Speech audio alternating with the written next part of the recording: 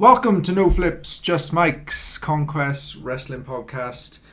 We aim to keep you up to date with all the latest wrestling news and sort of give you our little, what we felt were the highlights and just dive straight in, I guess. I'm Rhys Baldwin, alongside Eric Hart. Hello. Eric Hart, oh. Eric Hart, Rick Hart, Ric Flair, but Hart. And joining us today, absolutely no one, just our bottles of water. And this is episode 5. We've taken a little break, so we're only at 5. Whereas if we had managed to keep going, we'd probably be on 10 maybe. Well, you know, at the moment. But Sith happens. We have till 5, referee. We do have till 5. So it's over after this. No more. Well, no. Unless we want to get disqualified. So. Right, we'll hold off, right? Wait, this is a no disqualification. Don't worry. There is no disqualification. Well, yeah. Okay. Topic 1. V1. Okay, so basically, Brock Lesnar and Heyman showed up on Raw and was like, "Damn you, Angle, and damn you, sir. If Lesnar loses, he's going to walk away from the WWE, taking Paul Heyman with him." Probably a very storyline thing. Even if he loses, he's probably going to go back, and then when the next big money match comes in, like Mania or he got, Survivor Series, called out by that guy at UFC, didn't he? Was it John Jones or someone? Like someone called him out. It rings a bell, John. I think. Yeah, I think it's John. Yeah, John something. John Jones. Yeah, I think it's John Jones. But yeah, it could lead to a might be him being like stint, leave, and then he does a UFC fight and then comes back or something. But who knows? That's all down to if he actually loses the title. Yeah, I mean, a 4-way would suggest, the last time he was defending the title in a multi-man match, he lost. He didn't get pinned. Roman Reigns got pinned by Rollins. Ah, yeah, that's true. That is true. History would dictate that perhaps Lesnar isn't walking out champion. I mean, he faced, was it Rollins and Cena in a triple threat match and still came out on top at the Royal Rumble. Oh yeah, that's right. Yeah, he did win that one. So, I mean, it's Lesnar versus the 3 huge hitters on Raw at the moment. Braun, Roman, Samoa Joe. I don't know what I'd like. I like Lesnar. I like watching his matches. Him as champion at the moment. I don't like that the Universal title is absent. It needs to come back essentially because they've just kept it off. And the problem is obviously, is it obviously becomes special when the matches happen, but at the same time, everyone's kind of shifting around on who's main event. Who's thing, and it's who gets the chance against the Beast, I many feel people can. You know, he went at Mania, he's had it for so long now that they should change it at SummerSlam and give someone, which I think they will. I think there's a good chance of any of them picking it up, to be honest. They've all been built really well. Yeah. I feel like Roman or Braun are probably the more likely people. I'd say Roman as not even just a safe bet. I think it's just, I don't think they'll pull the trigger on giving Braun a title. I don't know though, because he at the moment seems to be getting, I think he gets one of the biggest reactions on Raw. Oh yeah, he definitely is being treated as this big monster. He beat Reigns in the ambulance match in the most hilarious way possible. Yeah, that's true. That was a good finish. I liked that. It was it was really cartoony though, because he just kind of sidestepped and just whoop, and it's like Roadrunner, Wile E. Coyote sort of.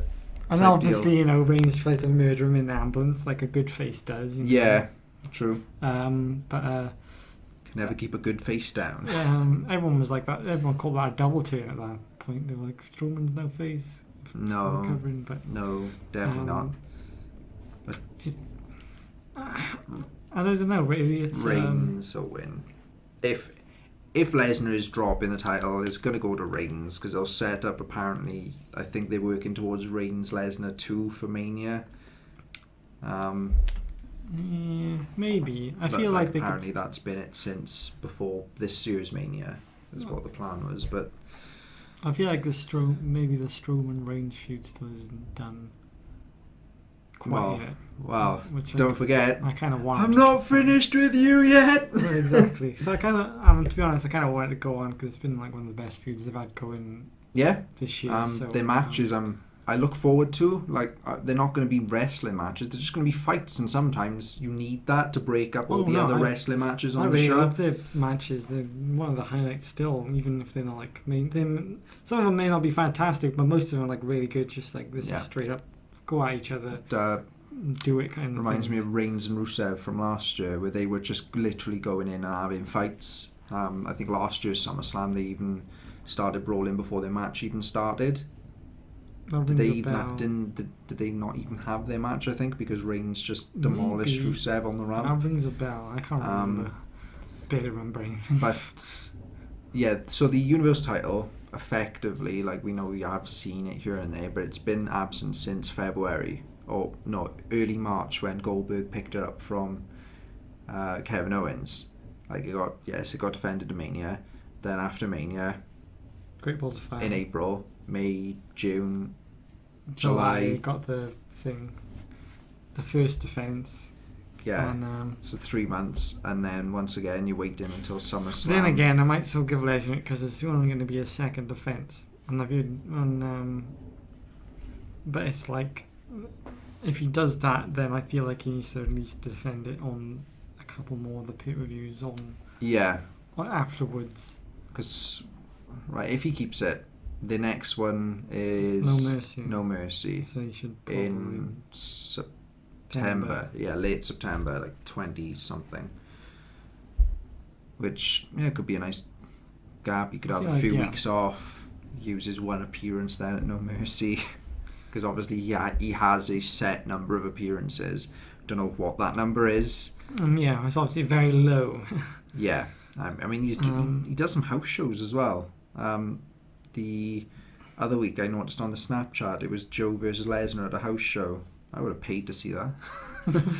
But yeah, so if I was a betting man, which I kind of am, Lesnar I'm going to say is winning.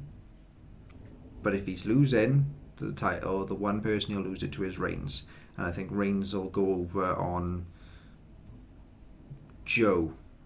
I think Joe probably will end up being the fall guy. Out of everyone. And then again, Joe might surprise us and giving Joe the belt. It's because, they seem to be pushing him up, and he's been getting... he's been treated fantastically, really. His whole booking with Lesnar was great, I thought, with their lead-up. I really enjoyed and the way they built him up. The setup and the match itself. It's like... The match was pretty good. It was like... I instantly, as soon as the pinfall happened, I was like, really? Joe took one F5 and didn't kick out? Lesnar took all that shit off Joe, and then watching it back, like, I realised Lesnar did hit quite a few suplexes on him. What and then I the realised F5, is what I found quite interesting, as I found the F5 was very desperate.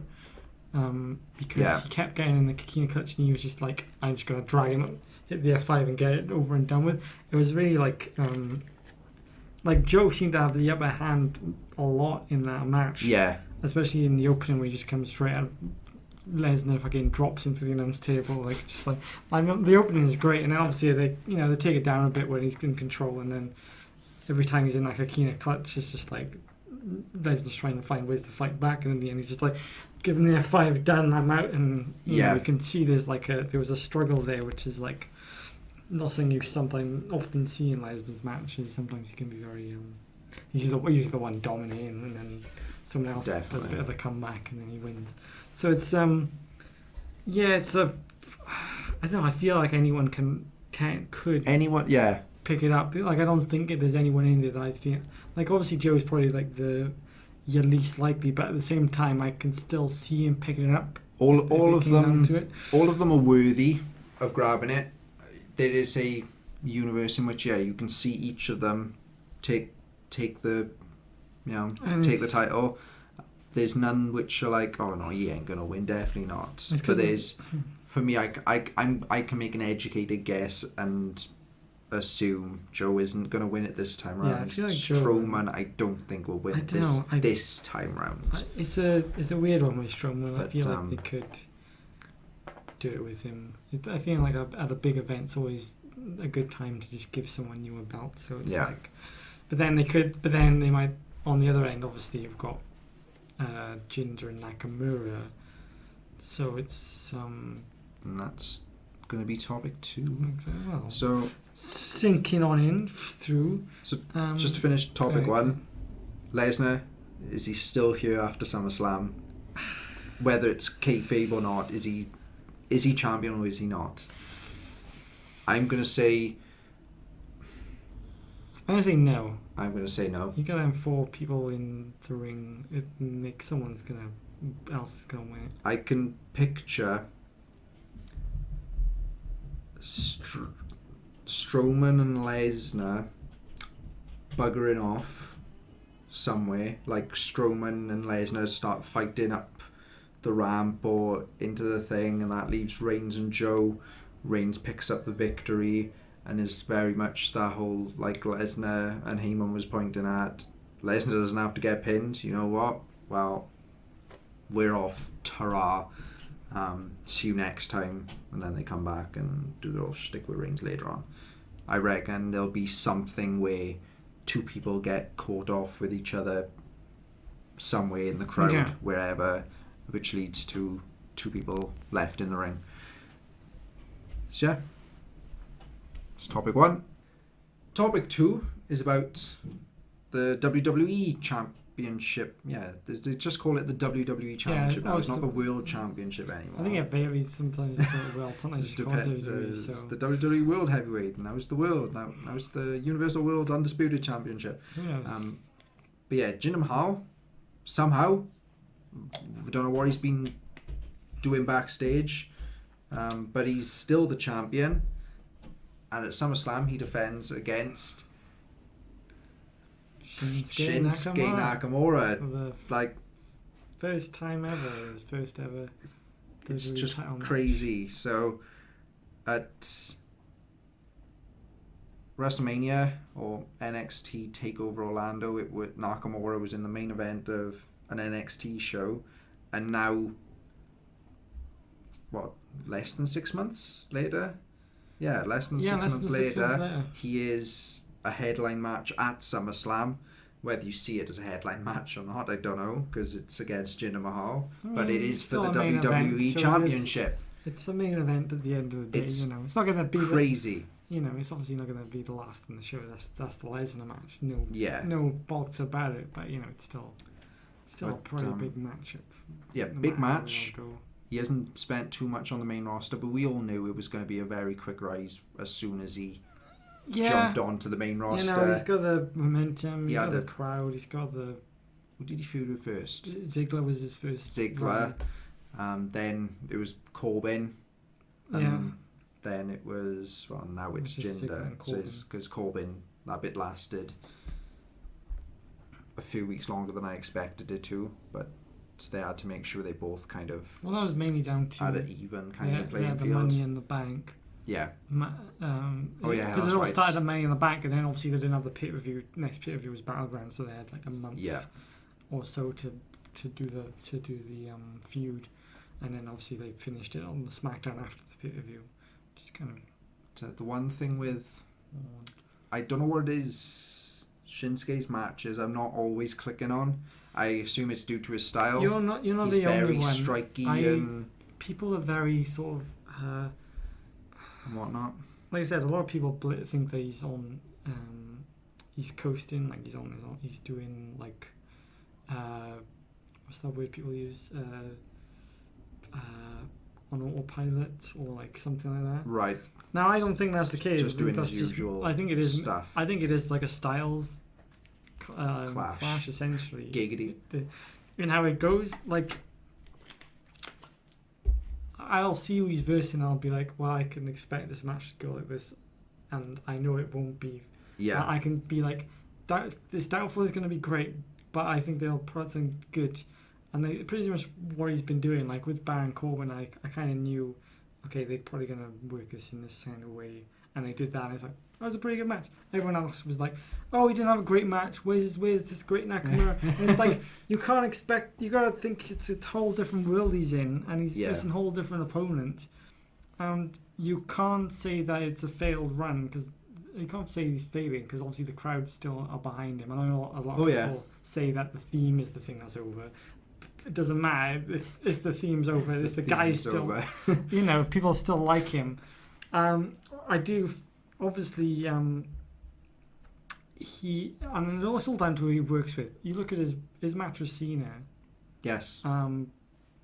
Was a great little TV main event. I was surprised they kind of pushed that just on a SmackDown. I was very, very surprised. When they announced it last week, I was like, you're going to give that away for free on TV. I thought they were going to do something screwy, like something happens before the match starts and so it doesn't happen kind of thing. Yeah. And then they're like, no, we're going to actually have the match. I was like, oh, okay. Fine, let's just do this. Yeah. And they got given, they got like 10, 12 minutes and they just went out there. Great TV and delivered exactly what they needed to, and it showed what I think that really showed how Nakamura it is down to the opponent he's with. A lot of the time, like Cena can work with a lot of different people, and he can, they had a nice little charismatic bit in the opening and with the exchange and taunts. Yeah. And Cena brought his A game, and they were just all very sort of. I don't know. I really enjoyed what they did essentially. Yeah. Like him and Ziggler, I was like, oh, surely this would be one of the better of his matches, and it just really wasn't. Ziggler Ziggler's, I don't know where else Ziggler is at the moment. He seems to be MIA at the moment. Maybe he's the one. He's doing stuff on house shows. That could be. Why not? Because he's gone a bit weird. Because I always found that Ziggler I found Ziggler in the past maybe like year since he turned heel, he's turned into the slower style, kind of way down kind of style, which is kind of where I think that's what happened with the Nakamura match. And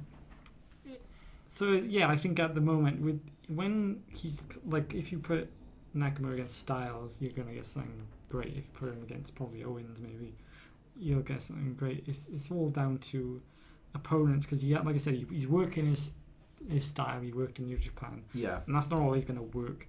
And this is where it comes down to him and Jinder, and it's like, now, honestly, they are not gonna have a great match. You can throw that out the window. Maybe they will. Maybe they can bust something out. I don't know. Jinder's kind of surprised me because his matches with Orton were better than I expected him to be. That was surprising. And that's the thing. He has been doing better than expected, but he is a purebred WWE talent.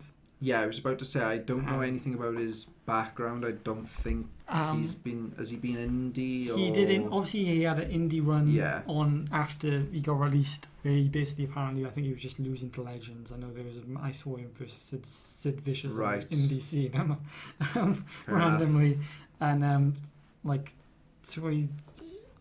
he's been stuff like that. But how it's going to translate with him versus Nakamura is,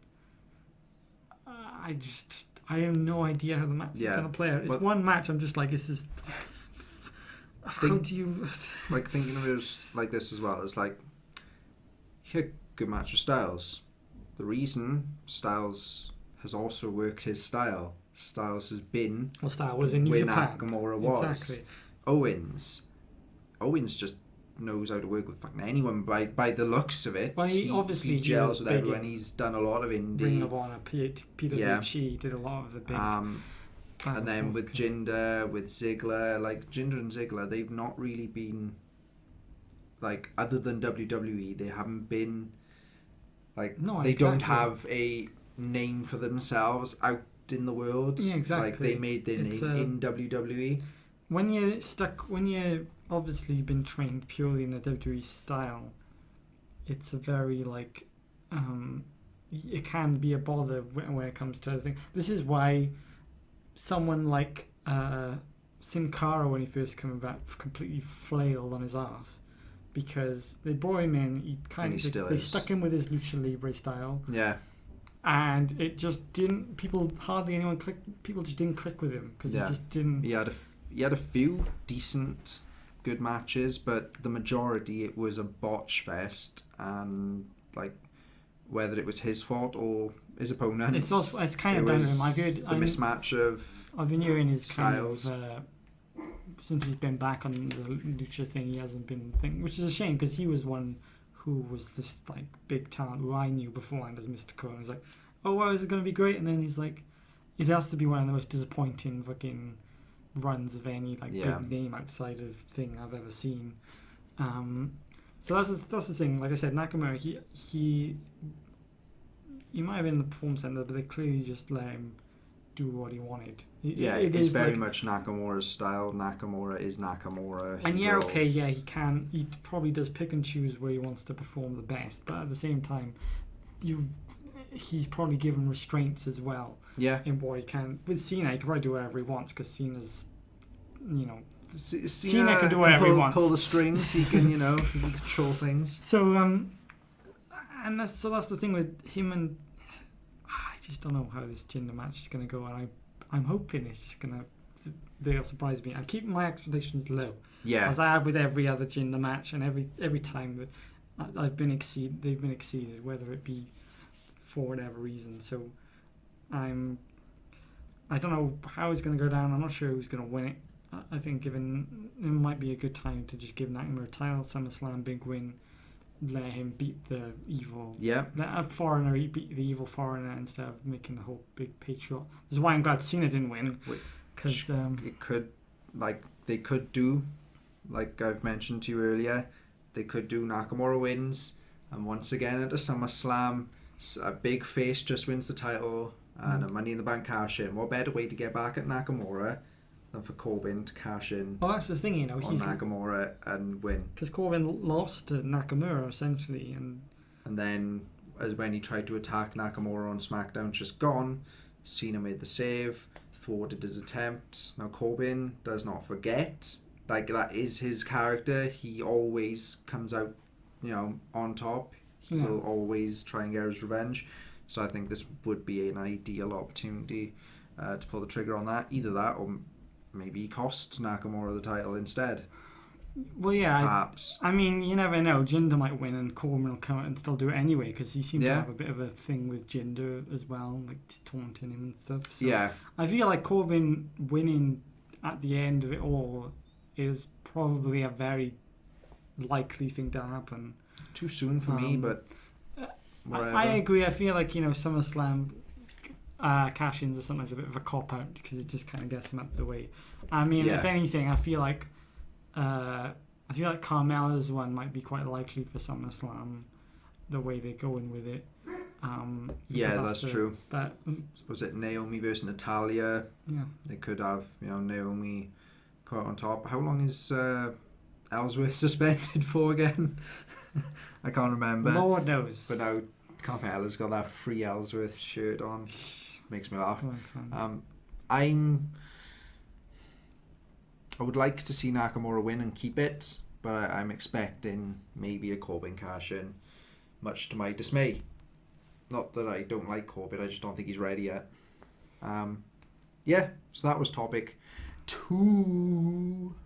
Okay, the next topic now is a little segment we like to call High Spots, which we sort of just talk about the high moments, the best things, the highlights about the week. The first thing that I was really surprised with, and it's made me a big fan of him, Chad Gable versus Rusev. I watched that match. Rusev, he's had decent matches, he's had some good matches, but this match was one of Rusev's best matches.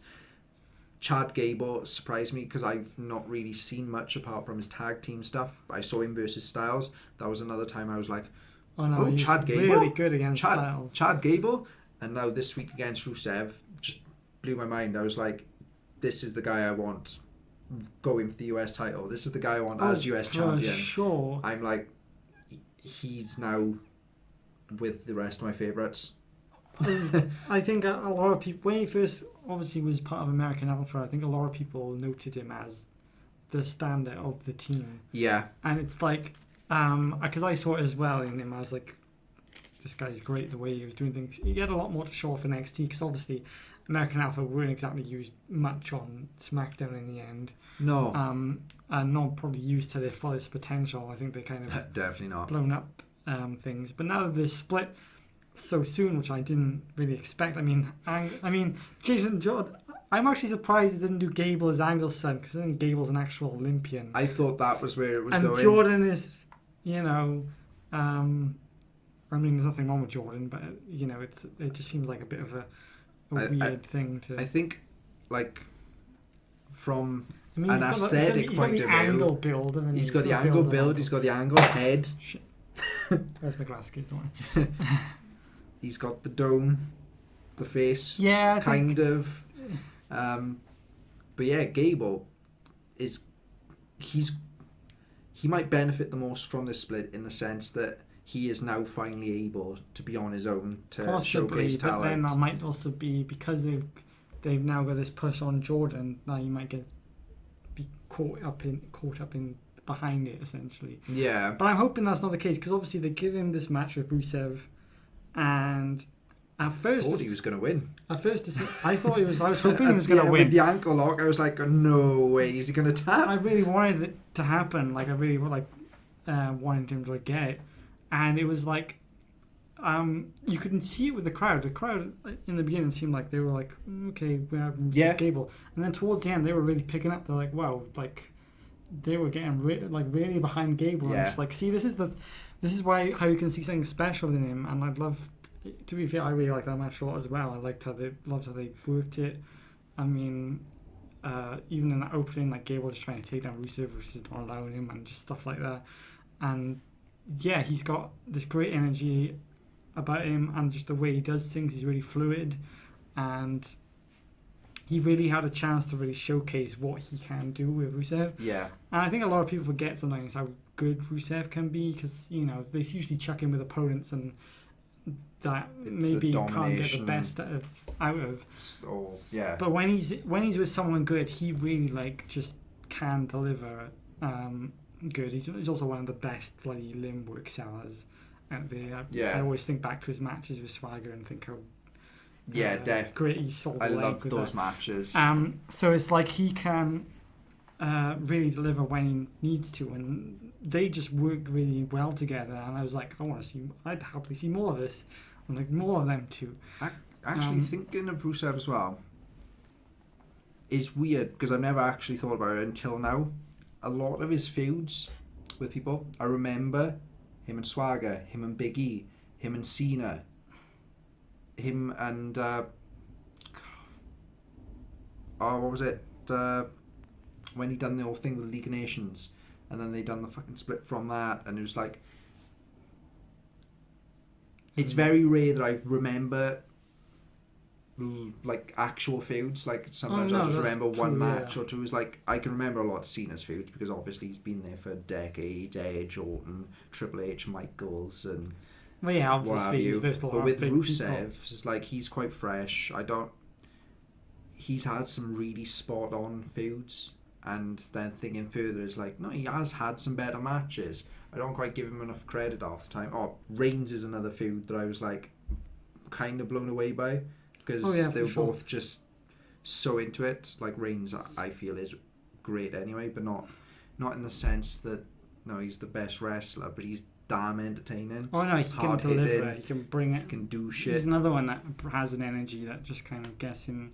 You know, he has an intensity about him. Yes, that's it. Why it comes through in his matches, and especially against his opponents. So with someone like Rusev, when he's given the good opponents, he can really just like stand out himself, and him and Gable for sure. Now, obviously they aren't doing that because they're doing Rusev Orton at SummerSlam. Yeah.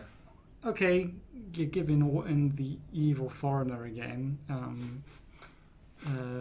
So I don't know how that's going to pan out, but it's could be quite good. It's a thing. It'll be interesting. Yet, so. Yeah, I don't recall seeing a Rusev Orton match. I know it. I think it's happened. Yeah, I think it has as well. And like Orton's always come out on top, so that's why he was like, "Oh, you've never beaten me, ha ha ha." But Gable almost beat Rusev. So Cena beat him. Gable literally almost beat him, and then Rusev's pulling this promo like he's better than everyone. Is like, Rusev, you almost got beat by Gable. Shut up.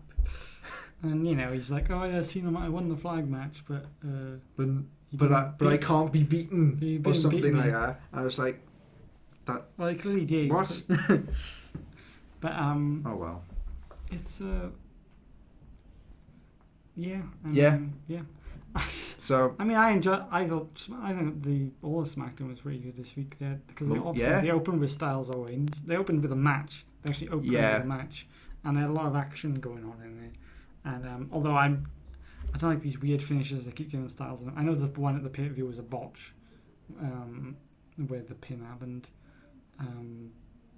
The headlock into the pin thing, the end of Battleground. Was it? That was a bot. Apparently that wasn't meant to be the finish. Oh wow. I mean, you can kind of tell because he's kind of stuck there. AJ Styles isn't moving or shaking about like he's. Yeah. And then the ref counts like a slow 3, and it's like, and then they give Styles the title right back on SmackDown again. So it's like right. That's why I thought it was a very like maybe thing. And apparently it's conflicting stories. Some people say the finish was changed towards the end of the match, and some people are saying no, that was like that was a botch. Or is like, and obviously they had the weird finish this week, which went weird because obviously Owens was meant to hit the ref in the face, and he fucking grazed him instead. So the ref still sells it like he just got blinded in the eye. All he did is just skim him, and you see the ref go. Well, these refs, And then obviously he's blinded, so he counts the 3 count, but Owen's got his shoulder up, but it's kind of hard to tell. They fall over from the slight gust of wind, remember. So that's why referees. So then it's like, hey, rematch SummerSlam, but you can have Shane as your special guest ref. Interesting, because, Shane had the feud with AJ. So it's kind of like, he's not going to be biased. Owens, you don't realise this. It might lead to a... I was half expecting it to end up as Owens versus Shane McMahon. The way Owens was... I mean, that might be the feud that it goes into, to be fair. Yeah, I'd love that. So yeah, they got that going on. Obviously at the Fashion Peak segment as well, which, my goodness. Wow. I love... Gold. I love Twin Peaks, and that was spot on. With the parody, I was laughing all the way through as soon as it happened. I was like, it is references in the back. Fashion Police are absolute gold. They are. They're just really delivering these segments. They're a lot better than you expect. Usually some of this comedy skit stuff is a bit like, but this is a lot all of it is cheesy off the time, consistent, like too cheesy. But this one working. is they make it work. Nice. And it's good to see. It's good to see. Another highlight, of course, Cena and Shinsuke in the main event. Very, they gave it away on TV, which I found crazy. Obviously, it wasn't to the standard we could that they could have done. They could have went very pay-per-view-ish, but they got given. They restricted themselves. Well, they got given 12 minutes. I think they did well in that because they kept a good pace and they made it very back and forth and. It was a fantastic TV main event. Oh, for sure. It wasn't to the pay-per-view level, but it didn't need to be because it was the crowd was super into it, and then it had a really the final 3 minutes was the finish literally was just oh my goodness. So I did really like the finish with because when Cena puts it that second I thought this is it. And obviously then he got him up for did that little rollover thing and was going for the third, and was like, you can reverse this. And they did the inverted exploder, which landed Cena on his skull. That looked nasty. That did look nasty and to me. The way, so he landed, and then the way he was sort of hunched over, and the referee came over, I was like, oh damn, he's hurt. And then he got up, took the Kinshasa took the pinfall, and the way he was kind of moving afterwards, and the way he made the save after Corbin came out, it kind of looked like, yes, Cena's neck did take a bit of a hit there. I'm hoping it's nothing too major. Because I love Cena. Well, I haven't heard anything in the past. Nothing's come up in the past couple of days, so I'm hoping he's fine. Usually, if they don't come up in the, usually they tell you like the day after or the day. But I haven't seen anything pop up. I think. I tell you what, I know that Bailey's match might be in jeopardy now. Shoulder injury. Or a shoulder injury, so that's they can't test it until next week because she's all puffed up. But that's going to be intriguing to see, let's say the least. Yeah. Obviously, we've only really touched on SmackDown. Raw side of things. I mean, Raw is actually pretty solid. The tag scene in general, I think, is getting a bit more. Well, more teams are getting exposure. So they get. You've got the title feud, and then you've got the three-way dance scenario that doesn't even involve the title, which you rarely see a three-way tag scenario where the titles aren't involved. I mean, you rarely see a bloody tag feud that doesn't involve the titles these days anyway. So yeah, it's a nice little change about, I think.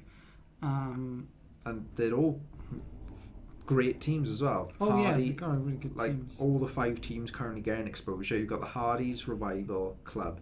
That I pay money to watch that match on a pay-per-view. Then you have Sheamus and Cesaro, one of my favourite teams, maybe of all time, because I'm just loving their chemistry together. And then the Shield kind of reunion. Yeah, Ambrose Rollins. Which, I'm kind of 5 great teams. I'm kind of glad they've moved on from Miz now, and now they're giving Jason Jordan a shot, which is going to be interesting to see. That was a high spot for me. Jason Jordan on Miz TV. He didn't do too bad, to be fair. I did enjoy what I held his own.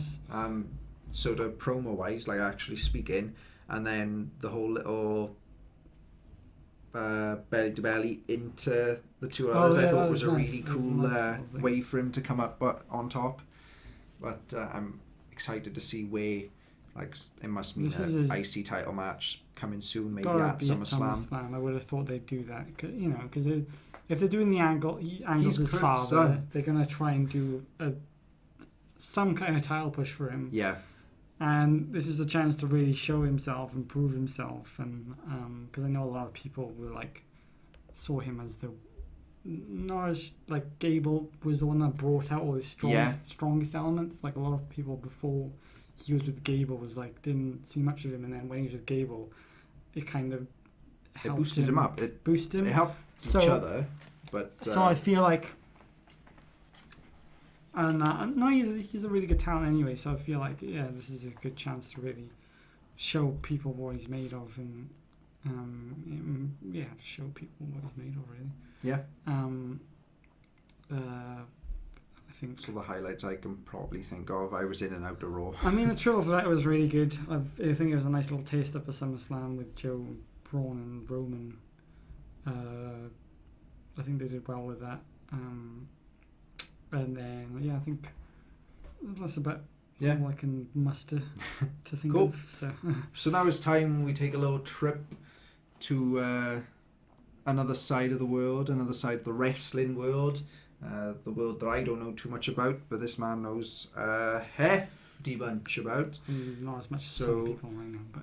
To the Hart Attic with Eric Hart. So, obviously... I've just been knee deep in the G1 climax, which is happening this year. That sounds so wrong. Knee deep in the climax. Knee deep in the G1 climax 27. 27. 27. Yeah, it's been going since the early 90s, and technically they've had tournaments going on earlier than that, but it was called the G1 climax in 1990. I actually watched, for this one, I watched every single final match there's been. Which was a good experience. Yeah. I see a lot of great stuff there. But we're on, yesterday was day 12, so there's about 20 days altogether, because, if you're not aware, it's a massive tournament. set into 2 different blocks, A block and B block. So there's 10 wrestlers in each block.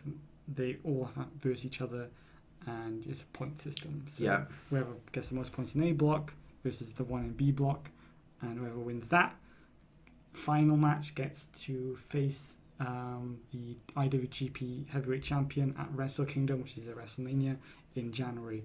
So it's like it's a very, but also the champion is in the tournament. So if Okada's in the tournament, so if Okada wins the tournament himself, he gets to choose who to verse at Wrestle Kingdom. Right. But it's very rare that the champ will actually win the tournament, even though at the moment Okada is in the lead with 12 points and no one has beat him yet.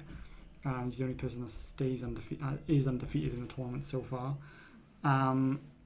So yeah, we're on day 12, and yeah, it's as expected, delivering some fantastic matches.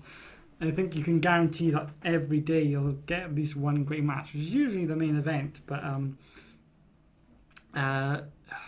it's been, I managed to keep up with it, which is good. Today is actually a day off day, which is great, so I don't have to worry about catching up today. So tomorrow then is another, but then there's one tomorrow, one Saturday, and I think one Sunday. So busy weekend. It's busy, especially when you're trying to review it and all that other stuff. So, but so in terms of highlights, in terms of matches that highlighted, obviously there's been a lot of great matches, but the truly stick out ones there's one from night 1, which is Kota Ibushi, Tetsuya Naito. A lot of people see it as the current best match of the tournament, which I kind of agree with. Fantastic match. Then Kazuchika Okada versus Michael Elgin was another one. Michael Elgin, Kenny Omega was another one. As you'd expect. They've had obviously also versed each other in the tournament, in the G1 special, US special, and had a great match there. And they, you put them two in a match, they're always going to deliver. Okada's been on a roll as well, delivering great matches pretty much every single match he's done. I think him and Elgin was the standout though out of all the ones he's had, although I did really like him and Kojima. And then I think another two then would be Yuji Nagata versus Tomohiro Ishii. Nagata is currently on the same streak as Liger was in the Best of Super Juniors. He basically was he's basically announced this is his last G1. Right, he's 49 years old, so that's fair enough. It's time to bow out. But he's on the same run as in he's lost every match so far. So it's you get to a point where you're just you really wanting to get that win. He's mathematically eliminated at the moment, so basically it's impossible for him to win because he got 0 points. It's past. So he can't come back at all. But you still want him to get at least one little. Yeah. He's versed all the big guys. He's had Tanahashi and Naito matches. So, but his one of Ishii is the one that I feel stood out the most to me. How someone at 49 can still be so intense, still delivering so much stiff kicks and brawl so hard. He's pretty incredible. And then the last match, I think the other standout was actually from yesterday, which was Kenny Omega versus Evil. That is the I have no idea who that is. The wrestler's name is Evil, and his finisher is called Evil. Which is an STO essentially. But right, okay. He's fair play to Evil. He's been really impressive. He's not had a singles run yet. He come back. He joined Naito's faction, lost at England. That LIJ, Los Inglables. It's a Mexican name. I can't pronounce it. That's fair enough. Los Inglables de Hopon. I think that's close. That's as far as close as you want to get from me pronouncing it. And he hasn't really had. So this is the good thing about the G1 is it gives people chances to really show themselves off. So That's him and Sanad, because he's been part of a team, so he hasn't really had many singles matches, or big matches. So it's but he's had a really strong showing. He's only lost. Well, he's lost 3 times now, but he's in the running. He's still having a good run in him. And so yesterday versus Kenny Omega, it's probably the best match I've seen Evil in they went a bit mental on each other. They did a table spot which just like looked like death, because the table kind of exploded in like a horrible way. Oh wow! And, I like table it was bumps. like a rock bottom through it, and it was just like, it just looked like, this is a Japanese table, and it kind of just like crumpled into like, and it just. But then I'm hoping that Evil's okay though, because he did. At the end, Omega gives him a V trigger, which is his jumping knee attack he does. Yeah. And it looked like Evil might have been legit knocked out, or Right. at least concussed, because he was fucking out of it. Like, because Omega gave it to him, and it's clear that Omega, once he does that one when they're against the ropes, he gets him up for the one-winged angel. Right. And he was. At first, he was just trying to pick up Evil, and Evil just wasn't really moving about much. So he tries to go for a pin, but Evil's like arms on things, so doesn't do it. So then he pretty much just dead weights Evil up and gives him it, and then gets the win. So I'm hoping, bit dodgy. Hoping it's nothing too serious, so he can still wrestle. Yeah. Because in a few days he's against the champ Okada, and that's going to be the biggest match of the G1 for him. Yeah. And like I said, he's been really impressive this thing. Another guy who's really impressed is Juice Robinson. I say impressed. He's had a good showing. He's lost. He's only won one match so far, but he's which of course was CJ Parker in NXT. He's been doing well for himself, and yeah, in general, this has been a really good G1. There's been very few matches that have just been. I think there's only been one or two that I've been like, oh, this is decent. Everything has usually been like, this is good, or this is really good. And then you've got like fucking Toru Yano, where you've got all the comedy stuff coming out of the woodwork. Because him and Omega for me was kind of a highlight, because it's like the fun, it's like a really, they clearly just had fun together. Like at one point they both taped up each other's legs, and they're just like fighting with their legs taped up, and like nice. Stupid stuff like that.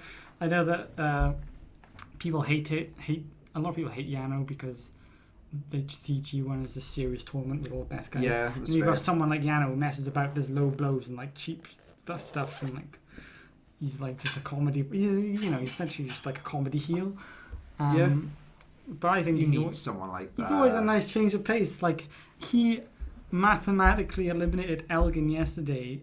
Like Elgin's had some great matches, but he's only won like a few matches. Yeah. So he needed to win the one yesterday to stay in the running again. But his match was with Yano, and so Yano won it by pretending that Elgin low blowed him. So the ref disqualified him because throughout the match they keep blocking each other's low. Or either the Elgin or the ref keeps blocking Yano's low blow, and like there's like a lot of low blows being blocked. Right. So at the end, the ref gets distracted. Like Yano's managed to low blow Elgin, and like Elgin's like just behind Yano, and then so the ref turns his back. So once the ref turns around, Yano just goes and just like drops to the floor and just like points at him, gets him disqualified, and now and now Elgin can't win the tournament. Which is people hate that, but I think it's kind of hilarious because apparently I think last year he also eliminated Yano from the tournament. So it's just Elgin from the tournament. So it's like nice. But so yeah, so we got, like you said, we're on. So next day is going to be day 13. So we've got another bunch of probably more great stuff to come. Like I said, there's a lot of good stuff happening. I have been the only other thing really outside of the G1. Other promotions have had some other stuff. I am in the middle of watching an All Japan show, which has got all the titles on the line. So right.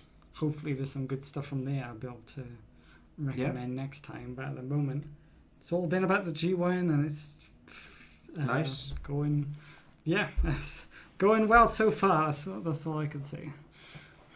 Okay, so now we'll take it back to the sort of WWE landscape, kind of, because that's kind of all I know. Really, it's all I ever watch.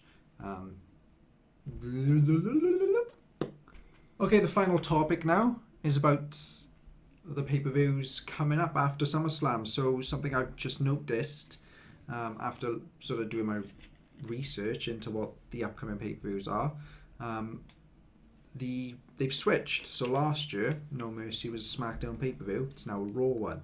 Hell in a Cell was a Raw one. Now SmackDown done the same for TLC and I believe Roadblock as well.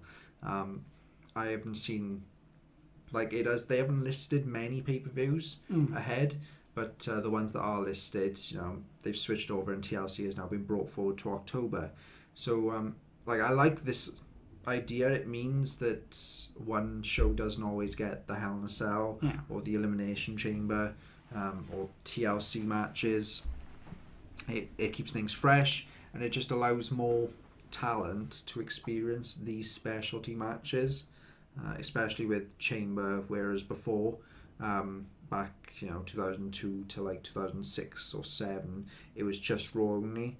It was a Survivor Series for Raw, then SummerSlam on a Raw title match, then it was New Year's Revolution for 2-3 years before they eventually switched it to No Way Out and SmackDown could jump in. But we have No Mercy first, then Hell in a Cell.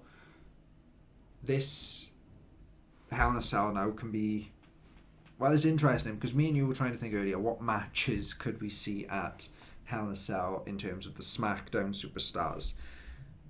Is Jinder still going to be champion? Would he, I know he's had a Punjabi prison match, so I guess a Hell in a Cell is kind of would they really, potatoes. I don't know why you want to put him in another encased kind of match like that. Well, they got to keep the Singh brothers and Great Khali out, damn it. That is true. It doesn't seem to make a difference. That is true. It's cool under the ring. Yeah. I like how they done the whole tease as well. It's like, oh, you're on your own out there, Jinder. We're not going to be able to go out there. And I was just there. I was like, bullshit. You were going to find a way in there. And it's like, looking at the Punjabi prison, I don't know if you noticed this as well. Even before one of the Singh brothers climbed through the actual prison, they went through the square. I was like, I'm sure Orton could fit through the square as well. Maybe. Yeah. And maybe Jinder. I was looking at it, it's like, I could get through there. There's an easy way to escape. Just get through because they were huge squares. They had to be, so the cameras could actually see what's going on. And the fans. And the fans. But, Hell in a Cell wise, the one thing I would love to see is the Usos inside the Hell in a Cell tag title match, and it could literally be the Usos penitentiary. I think that just writes itself. Yeah. But are they going to do a women's Hell in a Cell again this year, but with the SmackDown women? Because Charlotte could be in it again, I suppose, because now she's on SmackDown. But true. They could do something. But obviously you've got people like Owens and Styles. Owens and Rollins' Hell in a Cell match from last year. Great. Absolutely loved that. So it'll be interesting to see how these changes, fit with what feuds and matches. Oh yeah. Because sometimes gimmick pay-per-views, it's very great, we got this feud, but we got this pay-per-view coming up, we'll use that stip for that. And it's very kind of just awkwardly put together. The problem with gimmick pay-per-views is you have to force feuds into gimmicks. Yeah. And that just doesn't work. And I understand they do it because to just be like, come here, we'll guarantee you a Hell in a Cell match. Yeah. But it's very rare that they manage now to just build it into them, because usually they'll have Hell in a Cell matches outside of Hell in a Cell, which sometimes makes sense. Yeah. More sense than the bloody thing. That's Sometimes true. It don't make sense. But the it's very hard when you got to try and shoehorn, especially with something like TLC. TLC, yeah. There's usually no actual reason why a lot of the feuds even need to be in a TLC match. Apart from, we've got a pay-per-view coming up, let's just do this at a TLC match. Yeah. Now, I think that's the one that at least makes the most sense. At least with Hell in a Cell, if you've got a feud where it's big going on and you've been feuding for months, this is why usually seems more appropriate. If Raw was still had the pay-per-view, they would have easily just chucked Reigns and Strowman in there. Easily, because that makes the most sense out of any feud on Raw, I'd say. And so it's like, yeah, it comes down to, you need, like at the moment, I feel like the one that works could probably be New Day Usos, to be fair, because they have been feuding for a while, and also Styles Cena.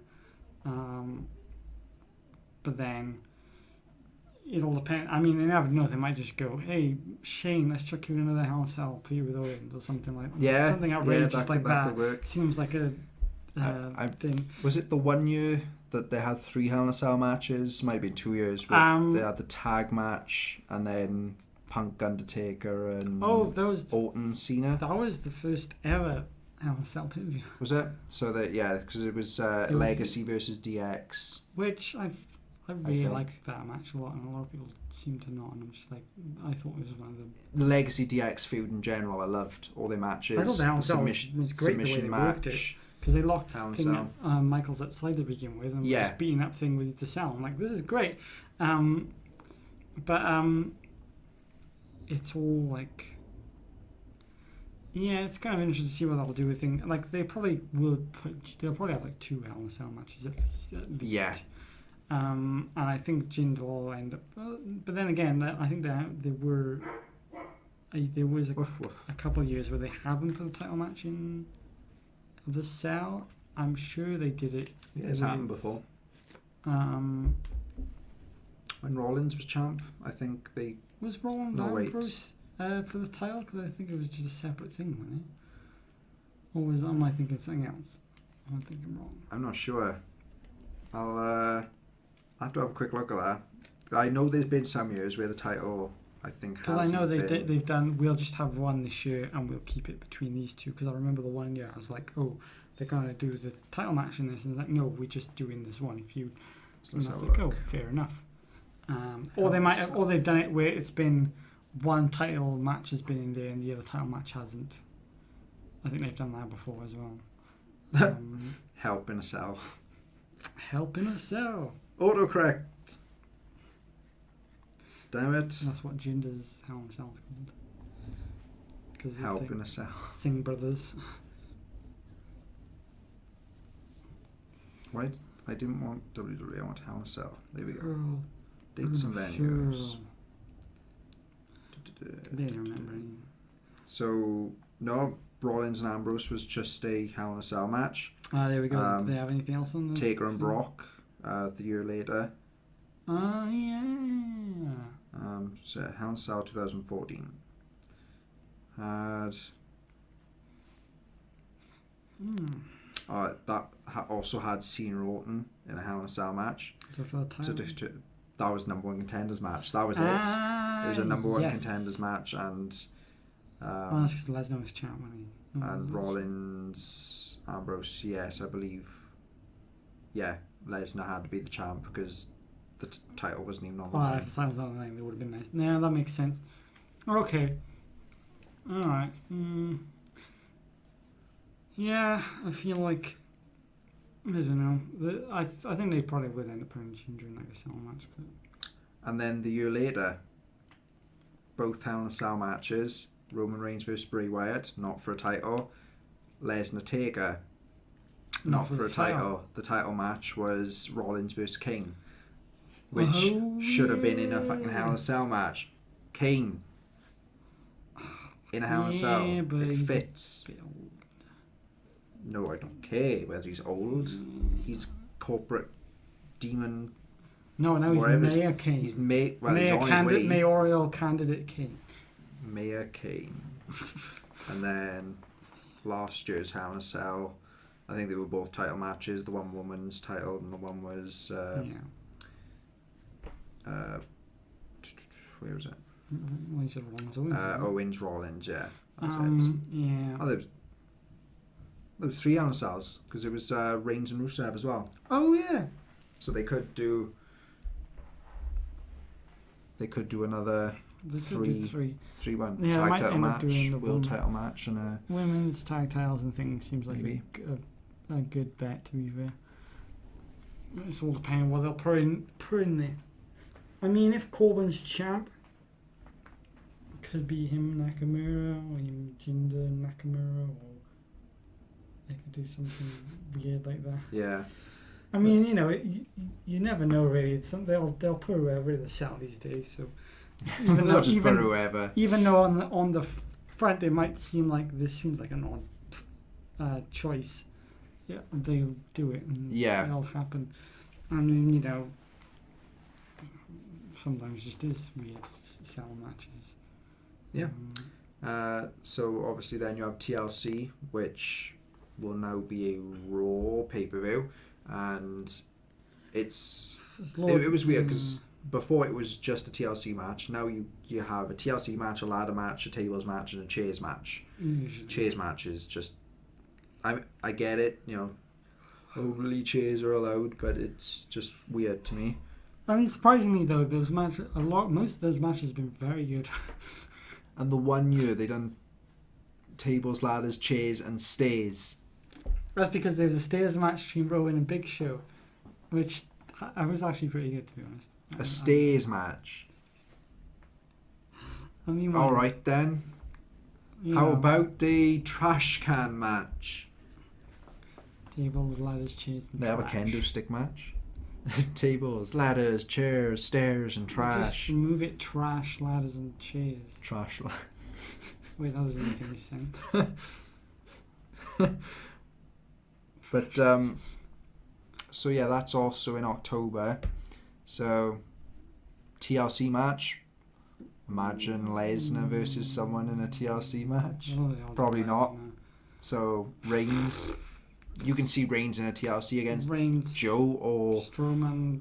Strowman. I mean, they've got a pay-per-view. The problem is they've got the pay-per-view in September. Yeah. So it all comes down to the fallout of that. Predict? So it's a bit harder to predict with this. Or ladder match for the IC title. That would be good. Ladder match for the tags or something, maybe, or tables. Oh yeah. They might put the Hardys involved in something hardcore. Oh, of course. TLC Hardys, maybe. Maybe it could. I feel like they're going to do something hardcore with the bloody this triangle feud they got going on, because they seem to just be brawling around the arena. Yeah. So they might just end up having that as a special match. The crowd are into it as well, which is good. There's a lot of popping and booing and cheering when Hardy's Revival Club have been going at it as of late. But so yeah, this pay-per-view switch up, I feel it's definitely good for business. And this is us for and we're saying this now, and there of course is allegedly going to be a shake-up after SummerSlam, so yeah, things may change yet again completely. Maybe titles will switch. I feel at the moment all I feel is seen as meant to probably go to Raw, and that's kind of it. Even though they said he was a free agent, so I'm really confused about that. I'm confused about that. So it was like after Mania, it was the whole, he's now a free agent. It was like, no. Wait, what? No, he's a SmackDown superstar. How is he now a free agent? Did he only sign a contract because he's John Cena and he can do whatever he fucking wants? But I don't know. It's strange to me. Like if you are going to move him to Raw, you may as well just have said he's still a SmackDown superstar anyway. And then when on the Superstar Shake-Up, do the whole, oh my god, we've got Cena on Raw, and done all that stuff, and before they switch him back to SmackDown, then back to Raw to create history. Remember the 1 year they'd done it from SmackDown back to Raw? Yeah, that was fucking an odd fucking thing. That was. It was like, are you kidding me right now? But that's really against the rules of drafting. That'll be interesting to see if it'll happen in 2 weeks' time. We'll be doing our predictions for 2 shows. There'll be NXT TakeOver Brooklyn 3 and SummerSlam, the biggest party of the summer. Ooh, yeah. Expecting, say, 5 plus 12, 17 matches we could be predicting. Now that could give someone a hefty lead. And it can give one of the others chance to catch up, actually. Yeah, if any of them got everything right, they would be first. But then they can't. But then everyone else would have to be drastic in the losses. Yeah. But it could you never know. Swing. Some people could be very wrong. But it could swing things very drastically. And at the moment, the league is as follows. In 6th place is Squire with 2 points. 5th place, Matt with 4 points. 4th place, Josh with 8 points. 3rd place is JJ with 10 points. JJ hasn't been on this yet, but he will hopefully quite soon. And the one thing to mention about all 4, they haven't been predicting from the start, which is why their points might be quite a bit lower than ours. Yeah, it's kind of a bit, but slightly. That'll have, if any of them wins, all the more to them. Yeah, all the more to them. From the that. dog rises from the ashes. A 2nd place then it's me with 21 points, and then just one measly 1 point ahead of me in 1st place is Eric. We've been getting more varied as of late because we've been leaving the predictions till the night before or a couple of days before, so we have all the matches prepared, whereas for the first few we were doing it like a week before, and there was only 5 matches to predict. So hopefully now we'll start seeing more variations and different predictions. Yeah, especially with like fatal 4-way matches. Like, who knows who's going to predict what for the Universal title? There are some tough decisions to be made. But yeah, we'll see where that leads. So in 2 weeks' time, it'll be the next predictions, and then after SummerSlam, we'll see whose way. That's all from me. Anything else you want to add? Like, you're going to win, you're going to lose? I'm number 1. I'm number 1. You are currently number 1. I'm number Not 1. for long. We'll see. Because I always rise to the top. Because I push myself. That's an in-joke. But yeah, thank you for joining us. If you like what you saw, please give us the thumbs up down below. That'd be greatly appreciated. And don't forget to hit the subscribe button. That means you'll get a little notification. No, but you won't get notifications from subscribing. But you can put notifications on, because there's a little bell somewhere next to the subscribe button. Click on all those different things. So it's the thumbs up, it's the subscribe, it's the ding ding. And you'll get all our content, sort of streamlined. You'll get notifications, be like, new video, and you just click them and you watch them, hopefully enjoy them, and then you do the whole process all over again. You don't have to subscribe again, because if you click the button again, that'll unsubscribe you. Don't do that, that's bad. You can join the Conquest a number of different ways. You can support us on Patreon at patreon.com/join the Conquest. You can like us on Facebook at facebook.com/ConquestCG, and you can follow us on Twitter at @run_conquest, and then all the other little things will be down below: your Instagram, the editorial website, the Twitch, something else maybe. I don't know what else we have lots of different stuff. So this has been No Flips, Just Mics, episode 5. 5 times. Can you dig it? 5 times podcast. I've been Rhys Baldwin. He has been Eric Hart. I have.